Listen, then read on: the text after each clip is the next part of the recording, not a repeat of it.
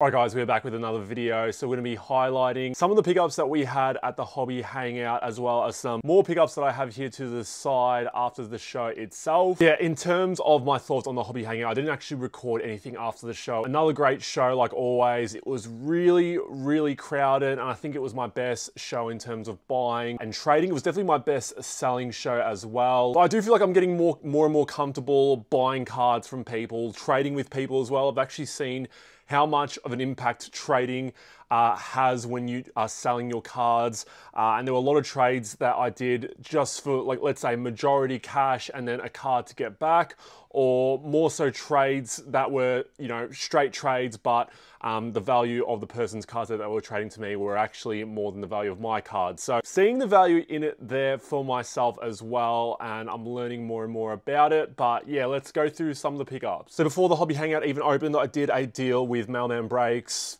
We know him as Jono. Yeah, picked up a Paolo Obsidian RJA, and I also picked up this Tyrese Maxey BGS 9 Auto 10 out of 99. He's finally back now playing for the 76ers. Him and Jared McCain seem like they're going to be a really solid backcourt pairing for the future, and Maxey obviously is playing very well already. McCain, favorite for the Rookie of the Year at the moment. I did sell the Paolo already to a viewer of the channel. Hasi, I know you watched this one, so shout out for you to picking that up. But I think we ended up getting cash for that in the end. Another pickup here that was very nice. I did kind of highlight it briefly, but another person who is a great friend of me, Kevin, I did pick up this Brandon Ingram Immaculate RPA, and this was a trade. So I gave the LeBron Crusade out of 249, which I got at a fairly good price. So obviously trading that plus giving cash for this card here, I'm sort of capitalizing more so on the lower price that I bought the LeBron for, which is why I don't mind trades and I'm getting better at them.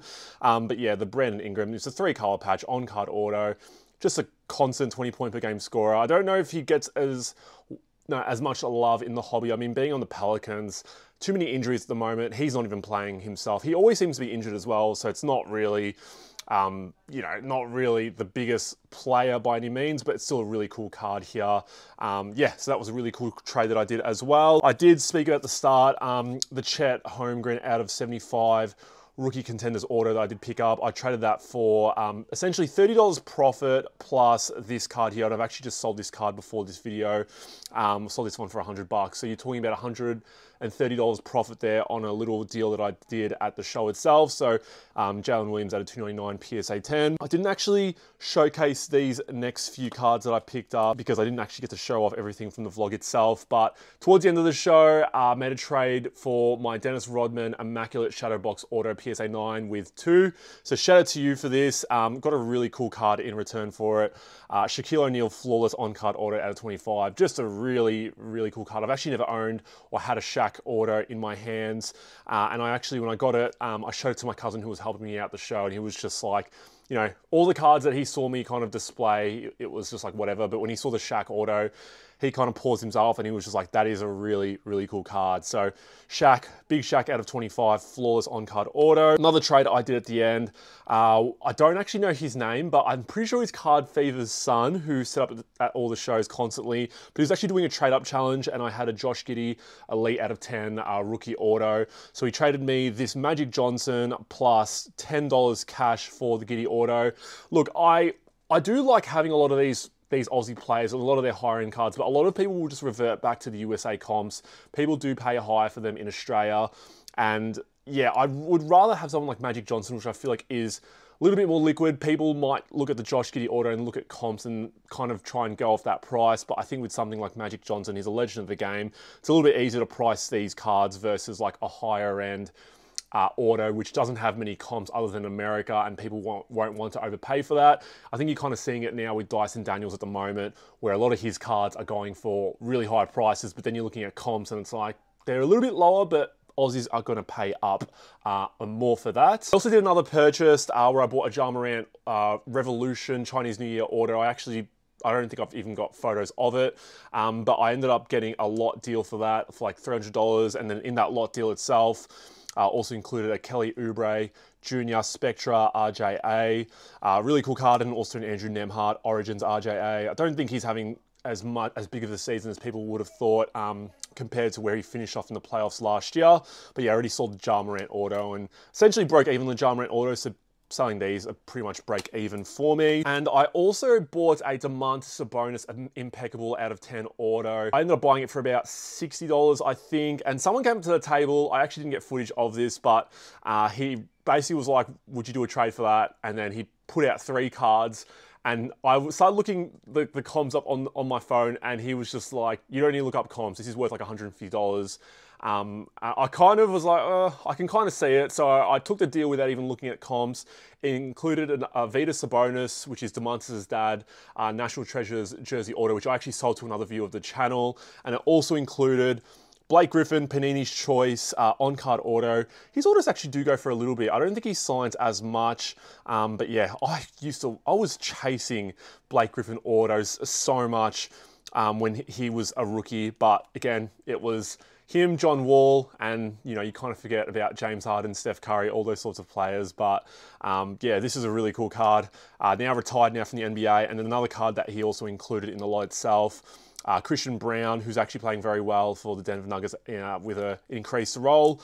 RJA, yeah, so I've pretty much made pretty good on that deal itself. I already sold the Arvidas Sabonis card, and in terms of looking at comps, he was actually quite right. So quite risky at me not looking at comps when he was offering it to me, but ended up being a good deal at the end. And then Card Hobby also sponsored the Hobby Hangout, and one of their representatives was going around the tables. I can't actually remember the guy's name, but we had a good chat, and he gave out these Dakar packs, and I've actually seen these on Card Hobby in terms of the individual cards themselves, but apparently they're actually their brand itself, as in from Card Hobby. So we'll actually open them up. He did say there's like one-of-one cards in here, and they were handing them out to all the vendors. So I've never actually seen these cards.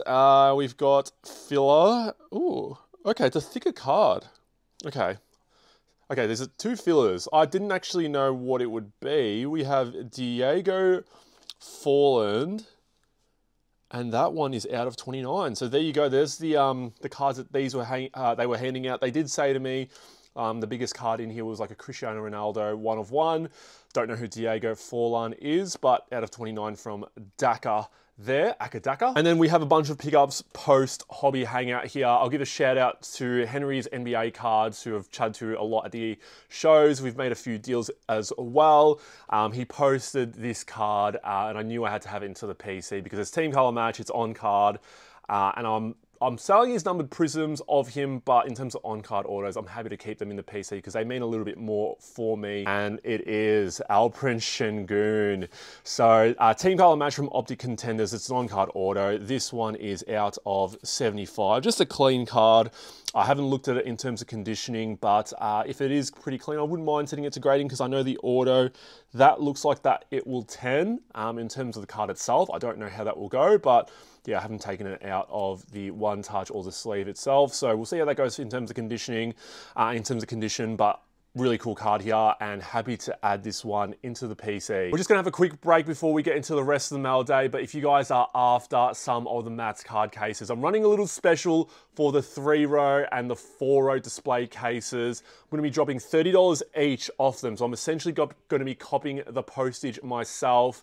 If you wanna go check them out, the website will be in the description down below. I'll put it in the video as well at mattscardcase.com. The 2 rows have essentially sold out, so I've only got the 3 and the 4 rows left at the moment. So I don't know when they'll be selling out, but if you want to get one and not miss out for a few weeks in terms of when they'll be restocked, I highly suggest you go check out the link down below. All right, so this last lot was $480, and I'm going to give another shout out to Jaden. I made a video probably a couple weeks ago where I talked about me buying off Jaden, and I was a little bit hesitant to pay, kind of pay ID without knowing the person itself. He didn't have PayPal, and he was happy for me to pay half the amount, and then he would ship, and then I would pay the other half of the amount back later on once I actually got the cards. So again, quite fortunate I'm in this position. I'm able to do those sorts of deals. All up, paid about $470 or $480 for this lot here. There's a lot of diverse stuff. Here, there's not really any bigger name players by any means. First player, we have Bilal Koulibaly, who's actually been playing very well. Should actually be up there in the most improved player conversations, but they always tend to give it to players who are star players and then become superstar players. I don't know why they do that. It should be players who weren't really that big and then just gone nuts in the next season, but I think this card goes for like $100 plus at the moment. I'll actually look at this for grading because it looks quite centered to me at the moment, maybe if not off a little bit top to bottom, but out of 99 Prism. Again, like I said, there's not all big names here. Jalen Slawson from the Kings. I don't even know if he's on the Kings anymore. Aaron Wiggins, Jordan Walsh, Purple Prism, Miles McBride, Purple Prism, Maxwell Lewis for the Lakers, Purple Prism, Jalen Pickett, Blue Prism, Hunter Tyson, Keontae Johnson, Julian Strawther, Red Prism. We have a next day order, which is next day auto. I've got to get my accent right, my pronunciations, but Jalen Wilson, Summer League MVP, hasn't really had a great season by any means, but still on-card order from next day, and it's not the no autograph parallels that they have like the bigger players like Victor Wembanyama, who are signed to Fanatics. Dalen Terry, next day auto. Kennedy Chandler, next day auto. Blake Wesley, next day auto. Trevor Keels, next day auto. We also have a Jalen Pickett, Orange Prism. Azulis Tubelis, Orange Prism. Joey Hauser, Chris Livingston, Kobe Brown, Davion Mitchell out of 35 on-card auto. A couple Jalen Brunson Silver Prisms, so these actually go for a little bit nowadays. I mean, I'm sure you could pick this up for like $1 back during COVID times. We have Davion Mitchell Prism Auto, Ayo Dosunmu Prism Auto. Player who's actually playing very well this season, Trey Mann, could be a 6th Man of the Year candidate. Silver Prism Auto. We also have the Origins on-card auto. Cam Thomas, who's averaging like 25 points a game at the moment, Origins on-card auto. Trey Mann on-card auto from Contenders, and then a Jalen Brunson base Prism. And then we also have some slabs here to finish off this lot, this nice little lot purchase, as I struggled to pronounce English at the moment. Jaden Hardy, the Green Pulsar PSA 9. This one's out of 25. We also have Chris Murray out of 299 Prism PSA 10 there as well. Ricky Council, the 4th Purple Prism PSA 9. We have a Colby Jones PSA 7 Purple Prism.